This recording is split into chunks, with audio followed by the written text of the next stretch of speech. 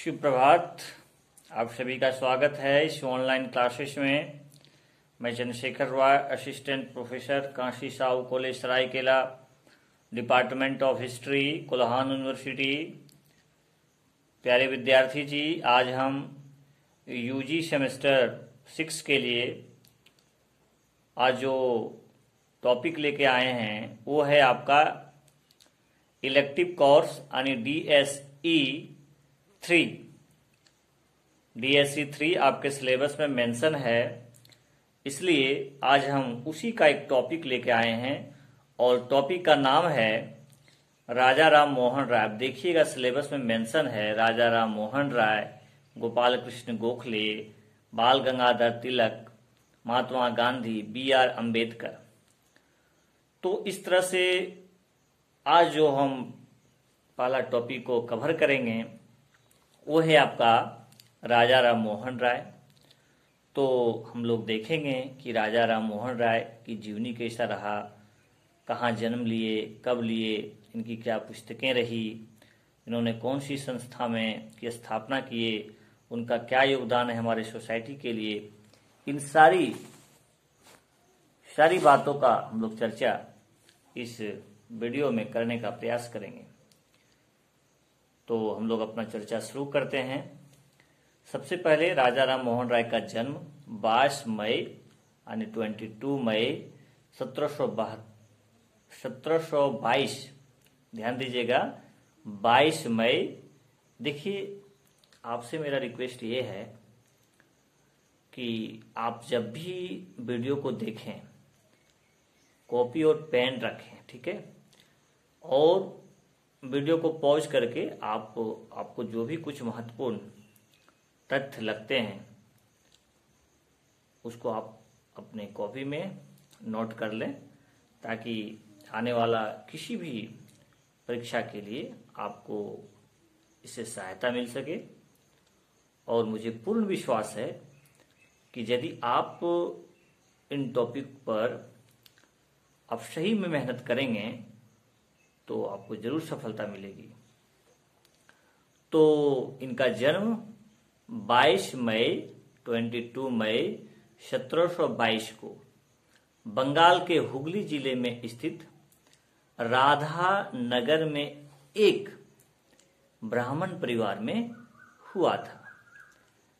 मैं इसको फिर से रिपीट कर रहा हूं ताकि आपको लिखने में किसी तरह की दिक्कत ना हो और आप अच्छी तरीका से इसको लिख सके। राजा राम मोहन राय का जन्म 22 मई 1722 को बंगाल के हुगली जिले में स्थित राधा नगर में एक ब्राह्मण परिवार में हुआ था। राजा राम मोहन राय को उनके नवीन विचारों के कारण भारत में पुनर्जागरण के अग्रदूत, भारतीय राष्ट्रवाद के जनक और आधुनिक भारत के पिता के रूप में जाना जाता है। प्यारे विद्यार्थी जी, आप ध्यान दीजिएगा, एक बहुत बार पूछा गया प्रश्न है कि भारत में पुनर्जागरण के अग्रदूत किसे कहा जाता है, किन्हें कहा जाता है। तो इसका उत्तर भी होगा राजा राम मोहन राय। आपको ये भी पूछा जा सकता है कि भारत में राष्ट्रवाद का जनक कौन थे, तो इसका भी जो है उत्तर जो है सो राजा राम मोहन राय ही होगा। और आधुनिक भारत के पिता के रूप में भी राजा राम मोहन राय का नाम आता है। 15 वर्ष की अवस्था में ही प्रकाशित किए गए अपने एक लेख में उन्होंने मूर्ति पूजा की आलोचना की थी। यानी उन्होंने मूर्ति पूजा की आलोचना 15 वर्ष की अवस्था में उन्होंने अपने एक लेख के माध्यम से की थी। एक तरह से आप कह सकते हैं कि उन्होंने मूर्ति पूजा का विरोध किया। मूर्ति पूजा में उनका विश्वास नहीं था। तो ये सब चीज आप ध्यान में रखिएगा, क्योंकि एक्चुअली एक कॉमन होता है कि लोग सोचते हैं कि भाई राजा राम मोहन राय ब्राह्मण परिवार में जन्म लिए तो मूर्ति पूजा का वो क्यों विरोध करेंगे, लेकिन ऐसी बात नहीं है। ये नवीन विचारक थे, इसलिए तो इनको पुनर्जागरण का पिता बोला जाता है, आधुनिक भारत का पिता बोला जाता है। भारत में राष्ट्रवाद का पिता बोला जाता है, तो कुछ तो होगा एक्स्ट्रा। पुरानी प्रथाएं जो चली आ रही, यदि उनका विश्वास उन प्रथाओं में होता तो आज हम राजा राम मोहन राय को इतनी श्रद्धा और इतनी सुधारक के रूप में उनको अध्ययन नहीं करते। कुछ तो खासियत था ना, इसलिए तो उनको भारत में राष्ट्रवाद का पिता, आधुनिक भारत का पिता और पुनर्जागरण का पिता, भारत में पुनर्जागरण का पिता के रूप में इनको जाना जाता है। तो 15 वर्ष की अवस्था जब इनकी थी तो उन्होंने मूर्ति पूजा का विरोध किया। उन्होंने साफ तौर पर कहा कि मूर्ति पूजा पर ये सही नहीं है, इस पर मेरी विश्वास नहीं है, लोगों को भी ऐसा करना चाहिए। ठीक है, तो मूर्ति पूजा करने से आपको कुछ भी नहीं होने वाला है। सबसे बड़ा सेवा है मानव सेवा। आपको अपने आचार विचार में बदलाव करना चाहिए, न कि आप एक पुराने से चले आ रहे चीज़ों पर विश्वास करें, अच्छा कर्म करें, ऐसी उनकी सोच थी। राजा राम मोहन राय पर इस्लाम के एकेश्वरवाद, सूफी मत के रहस्यवाद, ईसाई धर्म की नैतिक शिक्षा और पाश्चात्य के तार्किकवादी, यानी पाश्चात्य में जो क्रिटिसिज्म जो होता है, तर्क व्यक्तिवादी, विज्ञानवादी, मानवतावादी सिद्धांतों का अत्यधिक प्रभाव पड़ा था। देखिए, स्वाभाविक है कि जो भी व्यक्ति जहां पर रहता है, जिस वातावरण में वो पलता बढ़ता है, उस पर वहां के वातावरण का प्रभाव अवश्य ही पड़ता है। राजा राम मोहन राय आखिर इतना एक अच्छी सोच वाले व्यक्ति, एक नई सोच वाले व्यक्ति आखिर कैसे बने? तो देखिए, मैं आपको बताया इन पर, इनके विचारों पर इस्लाम का एकेश्वरवाद, सूफीवाद, ईसाई का नैतिक शिक्षा, ऐसे कई विचारधारा का प्रभाव इनके जीवन पर पड़ा। और जब इन्होंने इनकी शिक्षा ली, कुछ अच्छी बातों को ग्रहण किया, तो केवल ग्रहण ही नहीं किया बल्कि उसको अपने जीवन में उतारने का प्रयास भी उसने किए। इसलिए वे एक मानववादी हुए। मानवता के प्रति उनकी अच्छी सोच थी। मानव सेवा को सबसे बड़ा सेवा मानते थे। और एक जो अंधविश्वास है, आडंबर है, उस पर उनको सख्त नफरत थी। एकेश्वरवाद, एक देवता, अल्लाह हैं, खुदा हैं, जो भी हैं, सब एक हैं। और जैसे हम लोग हिंदू धर्म में देखते हैं, देवताएं भी अधिक हैं, तो उनका विश्वास एकेश्वरवाद पर था।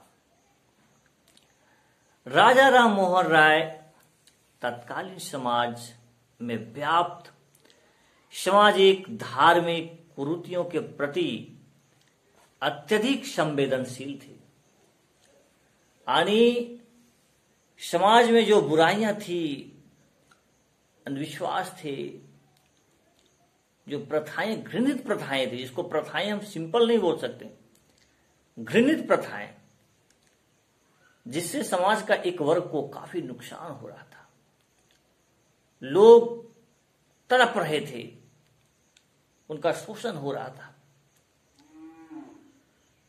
उनके प्रति वे संवेदनशील थे। उनको लगता था कि ये प्रथा सही नहीं है, इसमें बदलाव होना चाहिए, इन प्रथा को बंद होना चाहिए, तभी मानव का कल्याण हो सकता है। ऐसा राजा राम मोहन जी राय जी की सोच थी। उन्होंने सती प्रथा, बहुपत्नी प्रथा, बाल विवाह, कन्या शिशु हत्या और जाति व्यवस्था के जटिल स्वरूप की निंदा की। वाह, मुझे लगता है प्यारे विद्यार्थी जी कि यदि राजा राम मोहन राय शायद हमारे इस धरती पर, भारत की धरती पर ना आए रहते और उन्होंने अपने अथक परिश्रम से इन कुरीतियों को दूर करने का प्रयास नहीं किए होते, तो मुझे लगता है कि आज हमारा समाज कई तरह की कुरीतियों से जकड़ा रहता और उसको ढोता रहता, जिसका कोई दोष नहीं है, वो भी इस जंजीरों में पिसता, उसकी जाने जाती। लेकिन वो मसीहा, वो समाज सुधारक, वो आधुनिकतावादी, वो मानववादी विचारक राजा राम मोहन राय जी ने इन घृणित प्रथाओं के प्रति काफी संवेदनशील होकर इनको दूर करने का प्रयास किया, इनको सुधारने का प्रयास किया।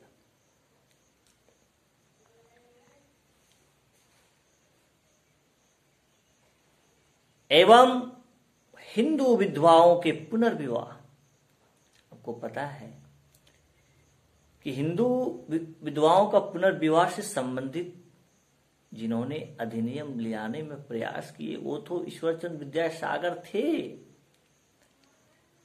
लेकिन राजा राम मोहन राय जी इनको पहले भी इस बात को उठा चुके थे।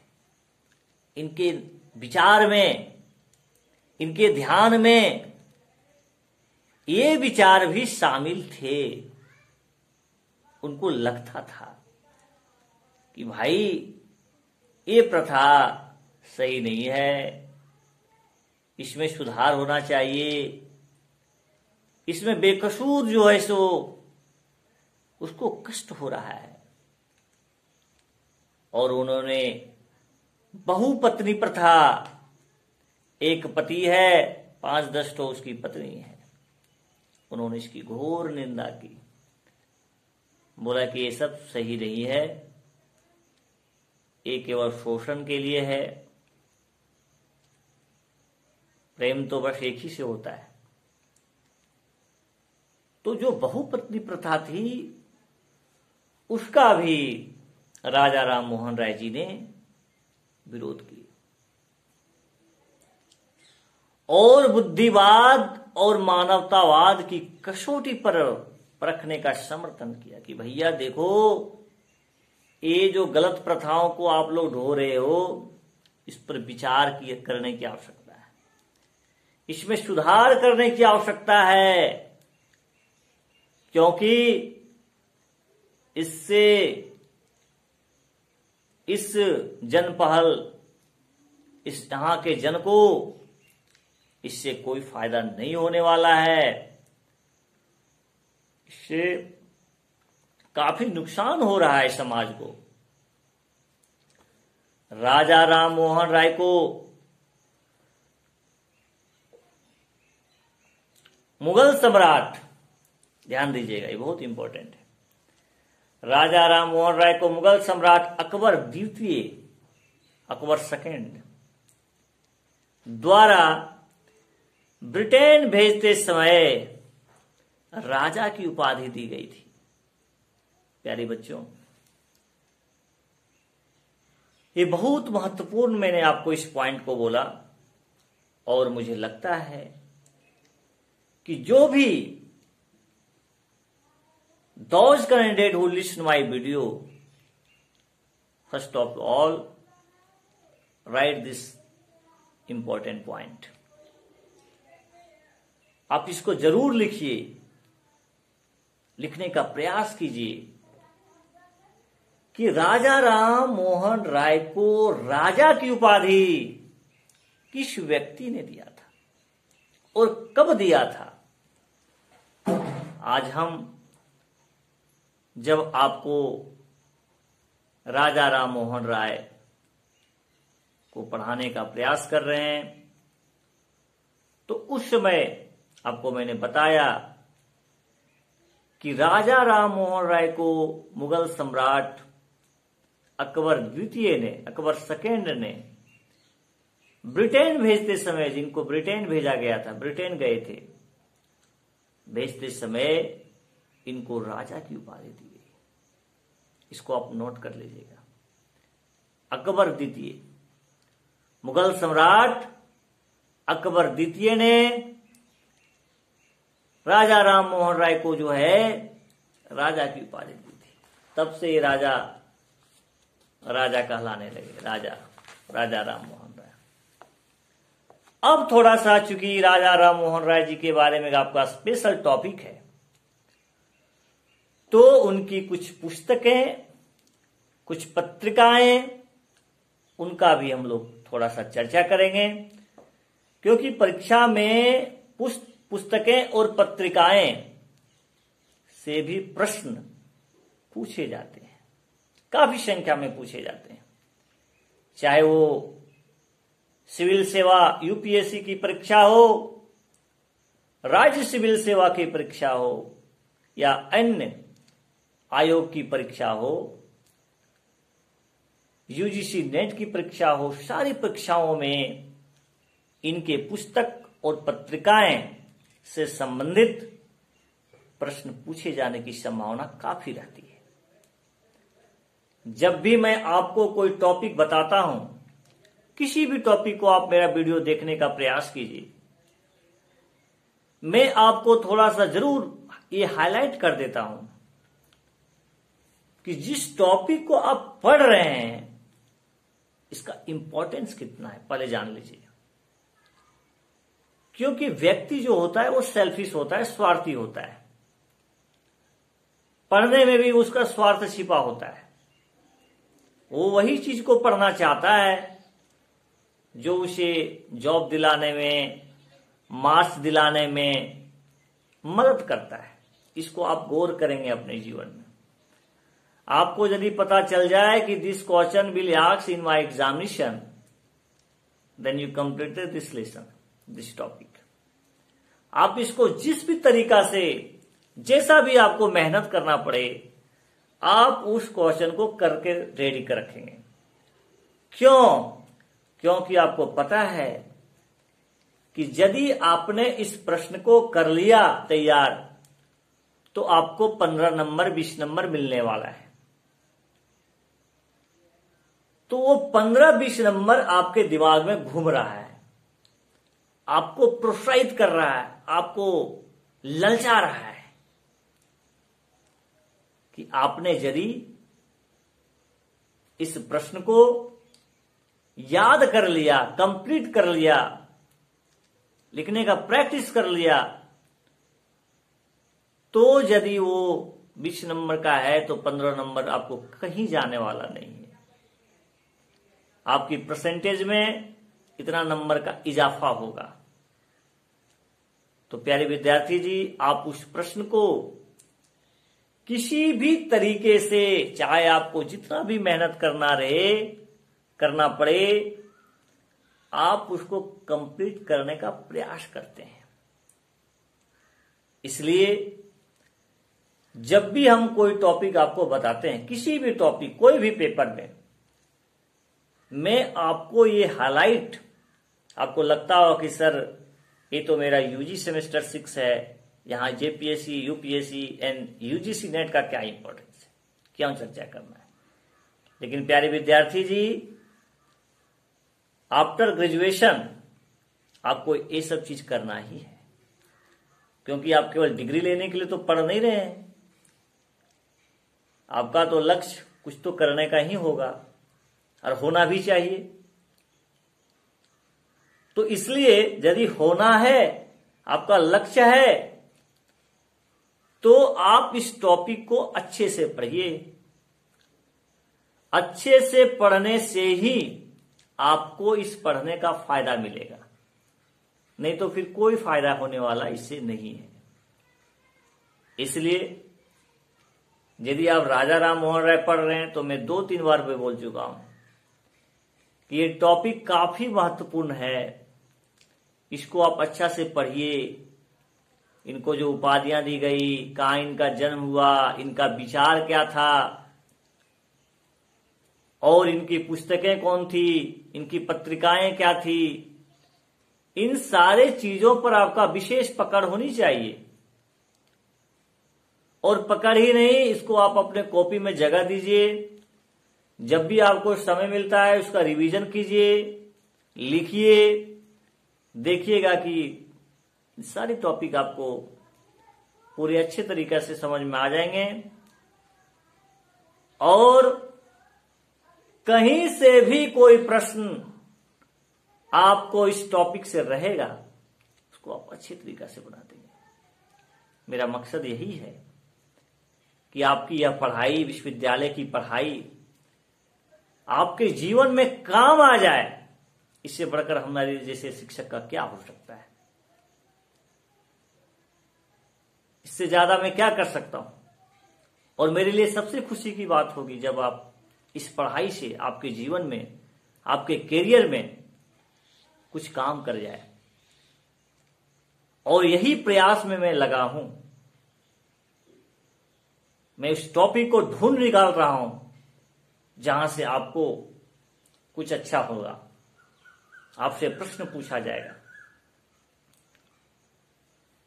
तो चलिए हम लोग शुरू करते हैं इनकी पुस्तकें और पत्रिकाओं के विषय में।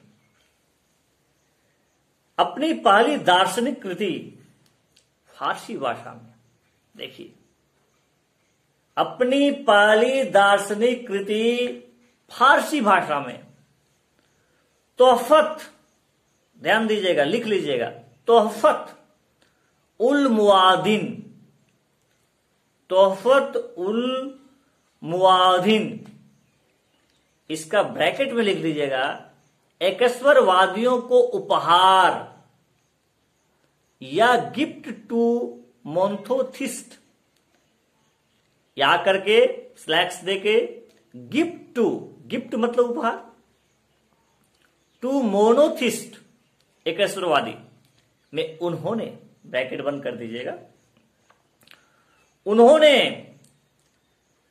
तर्क के आधार पर विश्व के प्रमुख धर्मों का विश्लेषण किया। तर्क के आधार पर तर्क दिया भाई, केवल कहानी किस्सा नहीं, कोई भी चीज उन्होंने बात रखी, इसके लिए उन्होंने तर्क देने का काम किया।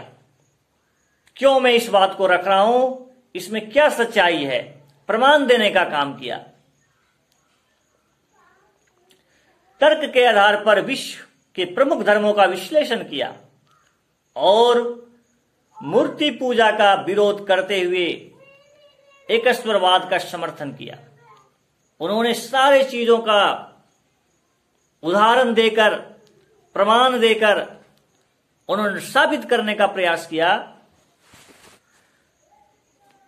कि एक एकस्वरवाद अच्छा है, और इस प्रकार से उन्होंने एकस्वरवाद का समर्थन किया। आगे है 1821 में अंग्रेजी में ब्रह्मानिकल मैगजीन तथा 1822 में फारसी भाषा में, कौन सी भाषा में? फारसी भाषा में मिरातुल अखबार। फिर से मैं इसको रिपीट करता हूं, repeat this line because this is important for you. 1821 में अंग्रेजी में, इंग्लिश में ब्रह्मानिकल मैगजीन तथा 1822 में फारसी भाषा में मिरातुल अखबार नामक समाचार पत्रिका का प्रकाशन आरंभ किया। उन्होंने वेदांत ग्रंथों के कुछ हिस्सों के साथ उपनिषदों, उसमें उपनिषदों में कौन कौन? कैन, इस, कट, मुंडक का अनुवाद भी किया। उन्होंने वेदांत ग्रंथों के कुछ हिस्से के साथ उपनिषदों के कैन, ईश, कठ, मुंडक का अनुवाद भी किया, उन्होंने ट्रांसलेट भी किया। नेक्स्ट महत्वपूर्ण पॉइंट है इनके लेखन में प्रिस्पेक्ट ऑफ जीसस। इसको याद रखिएगा, इसको जो है सो अपने कॉपी में लिख लेना है क्योंकि बहुत इंपॉर्टेंट है। प्रिस्पेक्ट्स ऑफ जीसस ब्रैकेट में 1820 में उन्होंने न्यू टेस्टामेंट की चमत्कारपूर्ण कहानियों में इसके नैतिक और दार्शनिक संदेश को अलग करने का प्रयास किया। फिर से repeat this line. Precepts of Jesus 1820 में उन्होंने न्यू टेस्टामेंट की चमत्कारपूर्ण कहानियों से इसके नैतिक और दार्शनिक संदेशों को अलग करने का प्रयास किया। नेक्स्ट महत्वपूर्ण पॉइंट है संवाद कौमुदी ब्रैकेट 1821 राजा राम मोहन राय द्वारा प्रकाशित एक बंगाली साप्ताहिक अखबार था। कौन सा अखबार था? बंगाली साप्ताहिक अखबार था। उसका नाम क्या था? संवाद कौमुदी। डेट है 1821 में।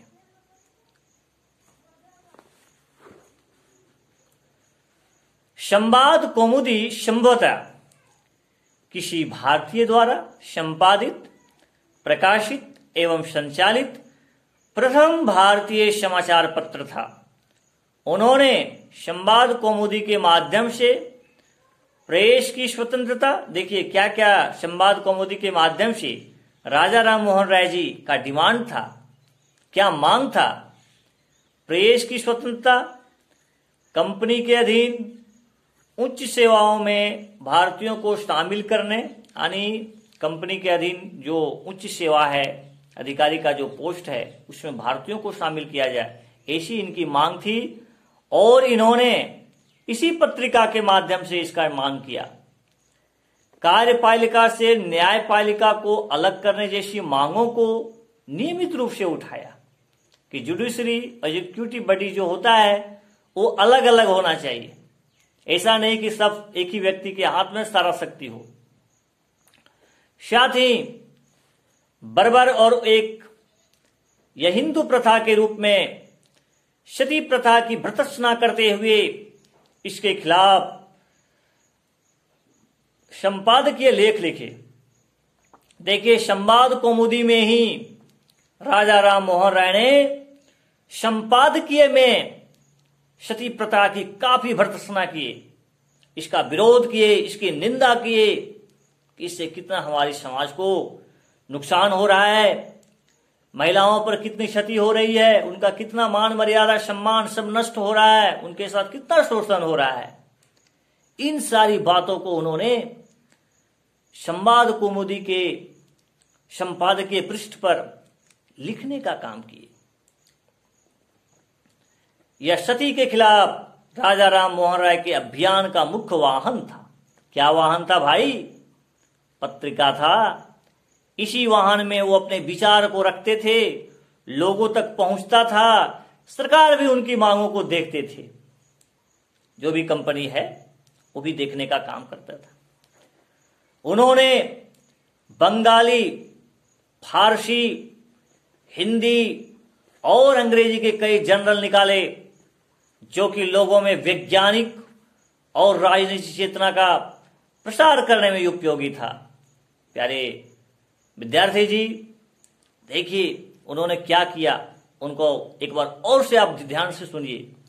उन्होंने बंगाली, फारसी, हिंदी और अंग्रेजी में कई जर्नल निकाले जो कि लोगों में वैज्ञानिक और राजनीतिक चेतना के प्रसार करने में उपयोगी थे। नेक्स्ट महत्वपूर्ण पॉइंट है कि इन्हें समाचार पत्रों की स्वतंत्रता के समर्थन के लिए भारत में पत्रकारिता का अग्रदूत और पत्रकारिता का जनक कहा जाता है। देखिए कितना महत्वपूर्ण इनका उपाधि है। इन्हें समाचार पत्रों की स्वतंत्रता के समर्थन, क्योंकि ये प्रेस की स्वतंत्रता चाहते थे। राजा राम मोहन राय जी ने प्रेस की स्वतंत्रता चाहते थे, इसीलिए इनको भारत में पत्रकारिता के अग्रदूत और पत्रकारिता के जनक भी कहा जाता है। क्या क्या ये नहीं हुए? भारत में राष्ट्रवाद के जनक हुए, भारत में पुनर्जागरण के पिता हुए, आधुनिक भारत के भी पिता कहलाए और पत्रकारिता के अग्रदूत भी कहलाए, पत्रकारिता के जनक भी कहलाए। अब थोड़ा सा हम लोग जो भी कुछ समय बचे हैं उसमें हम लोग और भी कुछ इनके महत्वपूर्ण कार्यों के विषय में थोड़ा सा चर्चा करेंगे, और जो भी बच जाएंगे चर्चा में उसको हम लोग नेक्स्ट की वीडियो में इसको पूरा करने का प्रयास करेंगे, ताकि आपको अच्छे ढंग से किसी तरह का दिक्कत ना हो। और जब आप इस वीडियो को देखें तो आपको लगने लगे, आपको महसूस होने लगे कि आपने कुछ सीखा है, कुछ अध्ययन किया है, कुछ आज आपने जाना है। तभी मेरा यह पढ़ाने का जो कार्य है वो सफल सिद्ध होगा, नहीं तो भी एक वीडियो नाम मात्र का रह जाएगा। यदि आप इसको देख करके, सुन करके, यदि आप कुछ अच्छा ग्रहण करते हैं, ज्ञान ग्रहण करते हैं, आपको समझ में आता है, आपकी जो मेमोरी पावर है उसमें यह जगह ले लेता है, तो मेरे लिए बहुत खुशी की बात होगी। इसलिए आप इसको प्रेम से पढ़िए, प्रेम से सुनिए, लोगों को बताइए, मित्रों को, दोस्तों को, जो भी इस लॉकडाउन में कोरोना वायरस के कारण अपनी पढ़ाई को छोड़ दिए हैं और किसी अन्य कामों में लगे हुए हैं। ठीक है, आप अन्य कामों को करते हुए आपको जब भी समय निकलता है आप जो है ऑनलाइन वीडियो को देखिए, सुनिए। आपकी पढ़ाई डिस्टर्ब नहीं होनी चाहिए।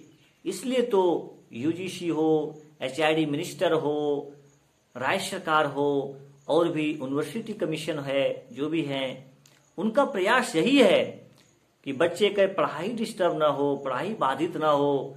इसलिए आपकी परीक्षा होगी ही, निश्चित रखिए आपकी परीक्षा होगी, बहुत जल्द होगी। लेकिन इसके पहले शिक्षकों से यह अनुरोध किया गया है कि आप विषय वस्तु से लेकर उसको पूरा करें, सिलेबस को बच्चों को बताएं, ताकि आपको कोई टॉपिक छूट ना जाए और आप एग्जाम में इन टॉपिक के विषय में, कोई विषय वस्तु के विषय में आपको समझ हो और आप अच्छे ढंग से लिख सके। इसलिए प्यारे विद्यार्थी जी, आप अपने मित्रों को, अपने दोस्तों को, जो भी इस क्लास में पढ़ रहे हैं, उनको बताने का प्रयास कीजिए कि वो वीडियो को देखें, उससे ज्ञान अर्जन करें और अपने नोट में उसको लिखने का प्रयास करें। तभी यह सक्सेस होगा, नहीं तो फिर इसका कोई मतलब नहीं है। तो चलिए हम लोग थोड़ा सा ब्रह्म समाज की स्थापना एवं उसके संबंधित तथ्य हम लोग बात करेंगे। कितने बड़े अग्रदूत, पत्रकारिता के अग्रदूत, समाज सुधारक, इनके जीवनी के बारे में, उनकी पत्रिकाओं के बारे में, उनकी किताबों के बारे में आज हम लोग देखें। थोड़ा सा हम लोग आज ब्रह्म समाज को मैं स्टार्ट कर देता हूं, थोड़ा सा बैकग्राउंड विषय बता देता हूं। उसके बाद जो भी बचेंगे उसको हम लोग नेक्स्ट वीडियो में करने का प्रयास करेंगे, ताकि आपको समझ में अच्छे ढंग से आए। उन्होंने धार्मिक एवं सामाजिक कुरीतियों के विरुद्ध संघर्ष में निरंतरता बनाए रखने के लिए 1815 में आत्मीय सभा का गठन किया। देखिए, जो भी कोई, यदि कभी कोई भी सुधारक के द्वारा कोई संस्था की स्थापना होती है, इसको आप नोट कर लीजिएगा, काफी महत्वपूर्ण है। कोई सुधारक के द्वारा कोई लेख लिखा जाता है, कोई किताब छापा जाता है, वो भी आपके लिए महत्वपूर्ण हो जाते हैं। तो इसलिए आपको पढ़ने के वक्त ये समझ लेना है कि मेरे लिए कौन इंपॉर्टेंट है। जैसे मैंने आपको बोला कि उन्होंने आत्मीय सभा की स्थापना की, तो आप इसको नोट कर लीजिए, बहुत इंपॉर्टेंट है, बहुत महत्वपूर्ण है, क्योंकि आपको पूछा जा सकता है कि आत्मीय सभा की स्थापना किसने की, तो आप राजा राम मोहन राय जी के बारे में आप लिख सकते हैं। अगस्त 1828 में राय ने, यानी राजा राम मोहन राय ने, अब मैंने शॉर्ट में बोल दिया, ब्रह्म सभा की स्थापना की। क्या, कौन सी सभा का? ब्रह्म सभा, जिसे कालांतर में ब्रह्म समाज का नाम दिया गया। पहले ब्रह्म सभा था, फिर ब्रह्म समाज बन गए। ब्रह्म समाज की स्थापना का उद्देश्य अनंत अविनाशी अपरिवर्तनीय ईश्वर की पूजा और आराधना करना तथा मूर्ति पूजा, पुरोहितवाद के विरोध के साथ साथ अवतारवाद का खंडन करना था। रविंद्रनाथ टैगोर के पिता देवेंद्रनाथ टैगोर ने 1839 में तत्वबोधिनी सभा की स्थापना की, जिसमें राम मोहन राय के विचारों का प्रचार किया गया।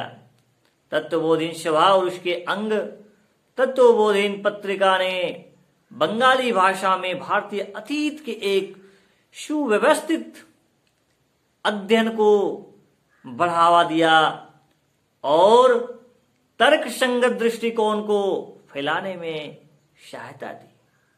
आगे है 1857 में केशव चंद्र सेन के ब्रह्म समाज में शामिल होने के तुरंत बाद देवेंद्रनाथ टैगोर द्वारा उन्हें आचार्य बना दिया गया। क्या बना दिया गया? आचार्य बना दिया गया। केशव चंद्र सेन के उदारवादी विचारों ने आंदोलन को लोकप्रिय बनाने में महत्वपूर्ण भूमिका निभाई और ब्रह्म समाज की शाखाओं को बंगाल के बाहर, यानी बंगाल के बाहर भी संयुक्त प्रांत, पंजाब, बंबई, मद्रास और अन्य शहरों में भी स्थापित कर दी।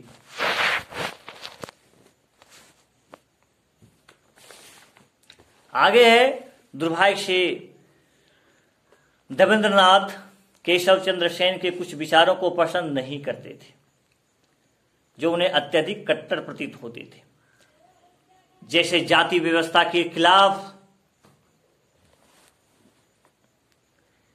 अपने मजबूत विचारों को शामिल करके ब्रह्म समाज की बैठकों को अखिल विश्ववादी स्वरूप प्रदान करना है और यहां तक कि अंतरजातीय विवाह को भी खुला समर्थन प्रदान करना इत्यादि। अंतरजातीय विवाह को खुला समर्थन किया गया। केशव चंद्र सेन ब्रह्म समाज को हिंदू धर्म से अलग ले जाना चाहते थे। केशव चंद्र सेन जो थे वो ब्रह्म समाज को हिंदू धर्म से अलग ले जाना चाहते थे। देखिए कहां पर कंट्रोवर्शन हो रहा है। इस प्रकार उनके रेडिकल स्थिति के आधार पर देवेंद्रनाथ टैगोर ने 1865 में केशव चंद्र सेन को आचार्य के पद से हटा दिया गया। क्या, कौन से पद से हटा दिया गया? आचार्य के पद से हटा दिया गया। केशव चंद्र सेन और उनके अनुयायियों ने 1866 में ब्रह्म समाज से अलग होकर भारतीय ब्रह्म समाज को स्थापित किया। ब्रह्म समाज से अलग होकर के जो है भारतीय ब्रह्म समाज स्थापित किए। देवेंद्रनाथ का अत्यधिक रूढ़िवादी समूह आदि ब्रह्म समाज के नाम से जाना जाने लगा। यानी देवेंद्रनाथ का अधिक रूढ़िवादी समूह, आदि मतलब प्राचीन, आदि मतलब क्या है? प्राचीन, ब्रह्म समाज के नाम से जाना जाने लगा। केशव चंद्र सेन और अन्य सुधारक ब्रह्म समाजियों के लिए विवाह का न्यूनतम आयु का प्रचार करते थे, परंतु 1878 में सभी वैदिक कर्मकांडों के साथ कुछ बिहार के अल्पसंख्यक राजकुमार से केशव चंद्र ने अपनी पुत्री 13 वर्षीय जो थी उनका विवाह कर दिया, जो विवाद का कारण बन गया, जिसके फलस्वरूप केशव चंद्र सेन के भारतीय ब्रह्म समाज में विभाजन हो गया। भारतीय ब्रह्म समाज में क्या हो गया? विभाजन हुआ और अपेक्षाकृत अधिक लोकतांत्रिक आधार पर 1878 में साधारण ब्रह्म समाज का गठन किया गया। देखिए, ध्यान दीजिएगा, इसको नोट कर लीजिएगा कॉपी में। 1878 में साधारण ब्रह्म समाज का गठन किया गया। साधारण ब्रह्म समाज के मुख्य सदस्यों में शिवनाथ शास्त्री, आनंद मोहन बोस, द्वारिकानाथ गांगुली और बिपिन चंद्र पाल आदि थे। अभी जो मैं आपको नाम बताया, इनके मेंबर थे। आधुनिक भारत में तर्क बुद्धिवाद और ज्ञान के विचारों को फैलाने वाले पहले बौद्धिक आंदोलन के रूप में ब्रह्म समाज की भूमिका अत्यंत महत्वपूर्ण है। यानी ब्रह्म समाज की जो भूमिका है वो अत्यंत महत्वपूर्ण है, परंतु समाज सुधार प्रक्रिया मुख्यतः शहरी क्षेत्रों के कुछ खास शिक्षित वर्ग तक ही सीमित रहने के कारण यह आम जन के मध्य लोकप्रिय नहीं हो सकी। अब थोड़ा सा हम लोग देख लें जो इंपॉर्टेंस भी है, ब्रह्म समाज का योगदान। अब ब्रह्म समाज का योगदान क्या रहा? ब्रह्म समाज एक सर्वोच्च ईश्वर के सिद्धांत पर आधारित सार्वभौमिक धर्म में आस्था रखने वाले लोगों का एक समूह था। इसने बहुदेववाद और मूर्ति पूजा की निंदा की। ब्रह्म समाज वेदों की सत्ता को अस्वीकार करता था। इसने अवतारवाद को अस्वीकार किया। ये सब चीज ध्यान दीजिएगा, इस सब पॉइंट को लिख लीजिएगा, इनका क्या क्या विश्वास था। इसने यह भी कहा कि ग्रंथों को मानवीय अंतरात्मा और तर्क के ऊपर नहीं माना जा सकता है। कर्म सिद्धांत और आत्मा के पुनर्रागमन अर्थात जन्म मृत्यु चक्र के विषय में इसका कोई निश्चित मत नहीं था। इसे प्रत्येक ब्रह्म समाजी के विवेक पर छोड़ दिया गया था। आपका जैसा विवेक है वैसा सोचिए। इसने वर्ण व्यवस्था और जाति व्यवस्था, जाति प्रथा की आलोचना की। ध्यान दीजिएगा, इसने क्या क्या किया? इसने वर्ण व्यवस्था, वही ब्राह्मण क्षत्रिय वैश्य शूद्र वर्ण, और जाति प्रथा, जैसे कोई कुमार है, धोबी है, जितना प्रकार का जाति हमारे समाज में है, तो जाति प्रथा की आलोचना की तथा अस्पृश्यता मतलब छुआछूत इस तरह का जो है को हटाने का भी प्रयास किया। छुआछूत नहीं होना चाहिए, जाति प्रथा नहीं होना चाहिए, वर्ण व्यवस्था नहीं होना चाहिए कि भैया हम ब्राह्मण हैं, हम क्षत्रिय हैं, हम तुम वैश्य हो, तुम शूद्र हो, ऐसा नहीं होना चाहिए, इनका मानना था। इसने विदेश यात्रा पर समकालीन प्रतिबंधों को चुनौती दी। कोई बोलता था विदेश यात्रा नहीं करना है, ये जो है सो हिंदू धर्म का उल्लंघन है, समुद्र पार करना है, गलत है, नहीं समझे, बहुत तरह का चीज है। तो इसको भी इसने विरोध किया कि ऐसा नहीं है, विदेश जा सकते हैं, वहां ज्ञान अर्जन कर सकते हैं, आधुनिकता को प्राप्त कर सकते हैं, आधुनिक बन सकते हैं, आधुनिक ज्ञान विज्ञान लेने में कोई दिक्कत नहीं। जब तक विदेश नहीं जाएंगे, पाश्चात्य देश नहीं जाएंगे, तब तक उनको ज्ञान कैसे मिलेगा? इसलिए नहीं जाना है, ऐसा कोई बात नहीं है, इसलिए इनका विरोध किया। इसने बहु विवाह, शरी प्रथा, बाल विवाह तथा प्रदा प्रथा को समाप्त करने के लिए विधवा विवाह एवं स्त्री शिक्षा के लिए प्रयत्न करते हुए स्त्रियों की प्रतिष्ठा स्थापित करने का प्रयत्न किया। अब थोड़ा सा है राजा राम मोहन राय जी का टॉपिक है, तो थोड़ा सा उसको धर्म सुधारक के रूप में इनकी क्या योगदान है, कुछ महत्वपूर्ण पॉइंट हम लोग देखने का प्रयास करेंगे।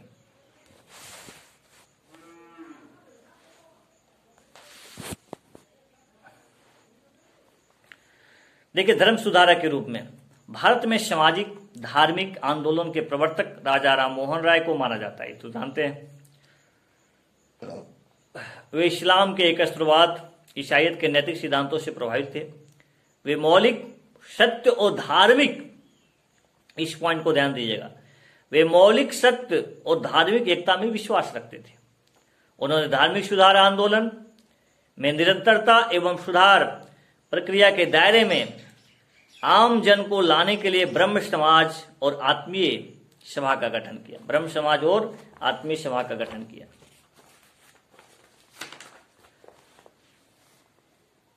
राम मोहन राय ने मूर्ति पूजा और कर्म कांडों का विरोध किया, ये तो आपको पता है। उन्होंने वेदों की अकांडता के सिद्धांत को स्वीकार नहीं किया। उनके अनुसार वेदांत दर्शन तर्क पर आधारित दर्शन है। उनके अनुसार देखिए, ब्रह्म समाज के अनुसार, राजा राम मोहन राय के अनुसार वेदांत दर्शन तर्क पर आधारित दर्शन है। आपको पूछा जा सकता है कि राजा राम मोहन राय ने किस दर्शन का समर्थन कर रहे थे, तो Vedanta Darshan. This is a very very important points. इससे प्रश्न यहां तो नहीं, संघ लोक सेवा आयोग में इस तरह का प्रश्न पूछा जाता है, क्योंकि उसमें थोड़ा आपका नॉलेज का काफी ज्यादा टेस्ट होता है। तो वेदांत दर्शन का थोड़ा सा देख लें। सामाजिक सुधार और राजा राम मोहन राय, थोड़ा सा इनको देख लेते हैं। राजा राम मोहन राय के जीवन में बहुत महत्वपूर्ण बदलाव 1811 में आया, जब उन्होंने उनके मृतक भाई की पति की मृत्यु के बाद सती हो गई। उनके भाई मर गए थे और उनकी पत्नी भी सती हो गई। इस घटना ने राजा राम मोहन राय को अकथ पश्चाताप और दया के साथ भर दिया। बोला, ये भाई क्या हो गया? भैया भी गए, भाभी भी चले गए, यानी भाई भी, उनकी पत्नी भी चले गए। इस तरह से उनका मन को काफी झकझोर कर रख दिया। इसके बाद उन्होंने सती जैसी अमानुष प्रथा, एकदम जानवर से भी बढ़कर था, उन्मूलन के लिए एक कानून के प्रवर्तन के लिए निरंतर अभियान चलाया कि भैया कोई कानून बनना चाहिए, इस प्रथा का रोक हो। इसलिए उसने आंदोलन शुरू कर दिया। श्री प्रथा की समाप्ति के लिए किए गए कठिन प्रयासों के बाद विलियम बेंटिंग के द्वारा दिसंबर 1829 में विनियम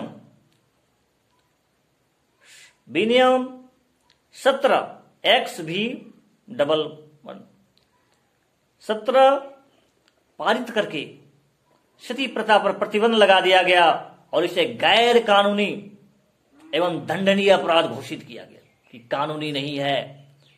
सती प्रथा, ये सती का जो होता है, ये कानून रूप नहीं है, गैर कानूनी है। यह विनियम केवल बंगाल में ही प्रभावी था, किंतु इसने कानून के माध्यम से सामाजिक सुधार की प्रक्रिया प्रारंभ कर दी। लेकिन इस कानून से जो है सामाजिक सुधार की प्रक्रिया प्रारंभ कर दी। उन्होंने बाल विवाह और जाति प्रथा का विरोध किया, बाल विवाह और जाति प्रथा का विरोध किया तथा महिलाओं के उद्धार और विधवाओं का पुनर्विवाह का समर्थन किया। देखिए क्या किया उन्होंने, बाल विवाह, जाति प्रथा का विरोध किया तथा महिलाओं का उद्धार हो। बेचारी बहुत तंग आ गई, सती हो रही है, पति किसी कारण से मर गए और उसकी पत्नी बेकार में बेचारी जल रही है, ठीक है, विधवा हो गए तो उसका विवाह ही नहीं हो रहा है। ऐसी सामाजिक प्रथा इतनी ज्यादा थी कि बहुत मुश्किल था। तो इन घिनौनी प्रथा को राजा राम मोहन राय जी सुधारना चाहते थे, महिलाओं की स्थिति को सुधारना चाहते थे। उनका ध्यान महिलाओं पर काफी था, इसीलिए उनका पुनर्विवाह का भी समर्थन किया। उन्होंने बहुविवाह का भी विरोध किया। जो बहुविवाह प्रथा थी पहले से चली आ रही थी, प्राचीन में भी ऐसा होता था, एक राजा के कई पत्नियां होती थी। उन्होंने इसका विरोध किया कि इससे जो है सो महिलाओं का शोषण होता है, उसको वह प्रेम नहीं मिल पाता है जो प्रेम मिलना चाहिए। इसीलिए वो इस घिनौनी प्रथा को भी समाप्त करना चाहते थे। उन्हें पर्दा प्रथा की, पर्दाएं एकदम पर्दा में रहेगी, घर से बाहर नहीं निकलेगी, कहीं पर घर के चारदीवारी में बंद रहेगी, आंचल यहीं तक हमेशा ढकले रहेगी, ऐसा चीज तो होता है। स्त्रियों के विकास के मार्ग में बड़ी बाधा थी। ऐसा रहता तो आज महिलाएं कॉलेज नहीं जा पाती, स्कूल नहीं जा पाते, वो घरे में बस वही अनपढ़ जैसा रहती। तो इस तरह का सुधार करने वाला कोई मसीहा, कोई सुधारक यदि कोई व्यक्ति था तो कोई दूसरा नहीं, वो थे हमारे राजा राम मोहन राय जी। और इस प्रथा के विरुद्ध प्रचार प्रसार किए उन्होंने कि ये प्रथा गलत है, प्रथा इसको खत्म होना चाहिए और महिलाओं का भी विकास हो, इसलिए खुले, उनको स्वतंत्रता मिले, ऐसा प्रयास करना है। उन्होंने संपत्ति में पुत्रियों को उत्तराधिकार को माना कि पिता के संपत्ति में पुत्रियों का भी अधिकार हो। ऐसा नहीं कि केवल बेटा ही बस तैयार हो जाए लेने के लिए पिता का संपत्ति। उन्होंने महिलाओं के लिए भी संपत्ति के अधिकार की मांग की कि महिलाओं को भी पिता की संपत्ति में अधिकार होना चाहिए। इसके लिए प्राचीन हिंदू उत्तराधिकारी नियम का सहारा लिया। 1822 में modern encroachments on the ancient right of families according to the Hindu law of the inheritance नामक लेख में इस बात का विस्तार पूर्वक वर्णन किया कि किस प्रकार आधुनिक काल में महिलाओं की संपत्ति के अधिकार से वंचित किया जा रहा है। इन्होंने अपने लेख में इसका वर्णन किया कि आधुनिक काल में जो है सो महिलाओं को संपत्ति से बेदखल किया जा रहा है। इसलिए ऐसा नहीं होना चाहिए, कानून बनना चाहिए जिसमें पिता के संपत्ति पर पुत्रियों का भी अधिकार हो। इस तरह की वकालत करने वाला कोई व्यक्ति नहीं थे, वो थे राजा राम मोहन राय। तो प्यारे विद्यार्थी जी, आज के इस लेक्चर में आज यहीं तक। हम लोग नेक्स्ट लेक्चर में इसका जो भी छूटा हुआ पार्ट है उसको हम लोग पूरा करने का प्रयास करेंगे। आप सभी को बहुत बहुत धन्यवाद।